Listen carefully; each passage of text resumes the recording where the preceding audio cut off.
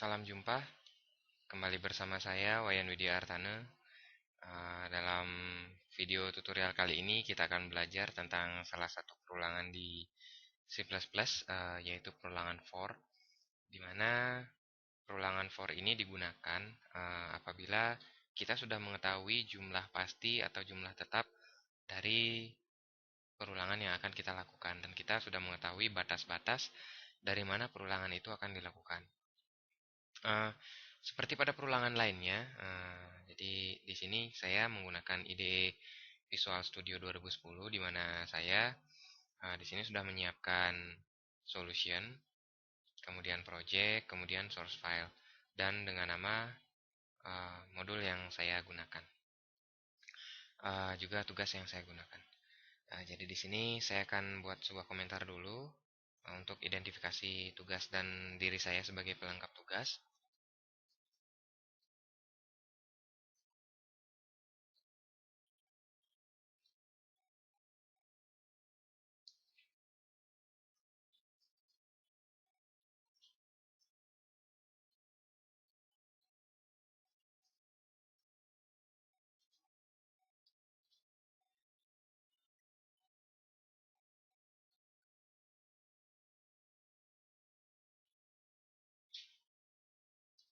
Nah, seperti biasa, jadi sebelum kita masuk ke program utama, kita panggil dulu file header yang kita perlukan.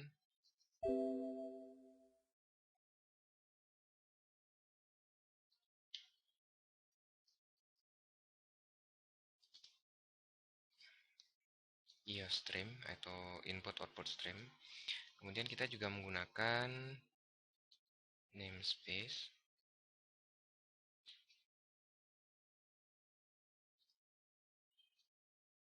standar agar memudahkan kita dalam pemrograman nantinya. Kemudian di sini kita buka main programnya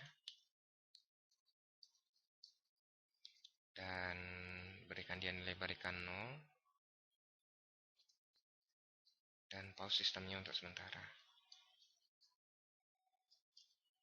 Atau kita tunda eksekusi selanjutnya, atau kita tunda eksekusi return 0 agar program tidak langsung berhenti. Nah, di sini kita akan melakukan perulangan. Perulangan for itu ada dua, yaitu bisa dilakukan dengan increment, bisa dilakukan dengan decrement, dengan jumlah decrement pasti, dengan jumlah incrementnya juga pasti, dan kita bisa tahu secara pasti berapa kali perulangan itu akan dilakukan. Nah, di sini kita akan kasih petunjuk dulu.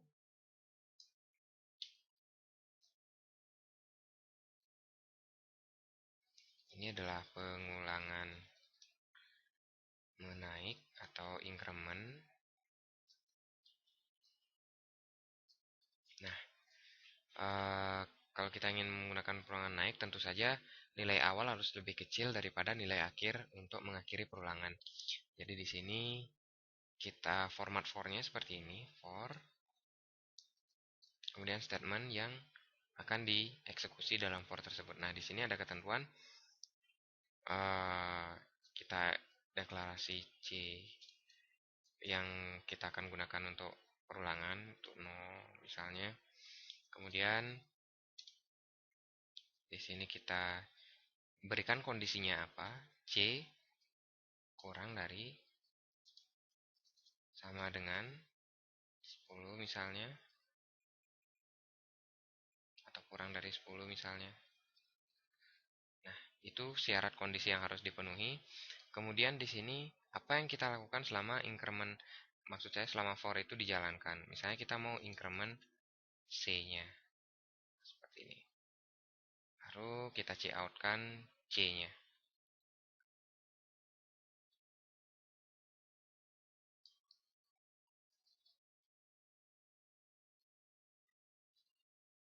Nah, seperti ini misalnya. Lalu sekarang kita lihat dulu seperti apa jadinya dengan menekan Ctrl F5. Di sini bisa kita lihat bahwa nilai C dimulai dari 1, 2, 3 sampai dengan akhirnya 10. Nah, di sini kenapa 1 mulai padahal di sini kita declare dia sebagai 0 atau kita inisialisasi dia sebagai 0 karena di sini C-nya telah dimulai dari yang di outputkan itu adalah C plus 1. Jadi ketika C-nya 0, di outputkan C plus 1 jadinya 1, C-nya 1 di outputkan, C-nya 1 ditambah 1 menjadi 2, seperti itu. Nah, selama pengulangan, C-nya itu di increment, jadi setiap sekali masuk, C-nya di increment, kemudian masuk lagi, C-nya di increment lagi, demikian seterusnya, sehingga suatu saat C itu lebih atau sama dengan 10, jadi perulangannya akan berhenti. Nah, kita mau lihat bagaimana dengan perulangan menurun. Nah, kita tinggal copy saja kode yang ada di atas, kemudian kita paste di bawah.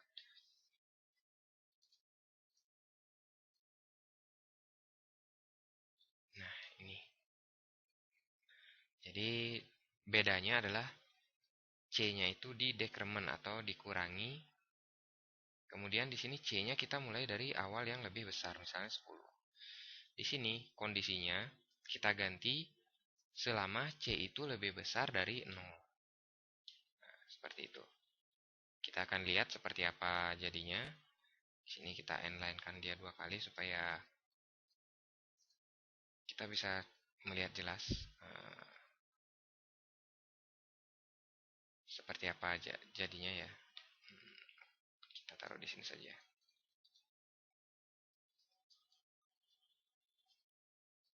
Nah, kita coba run. Iya. Jadi seperti ini, 11, 10, 9, 8, menurun sampai dengan 2.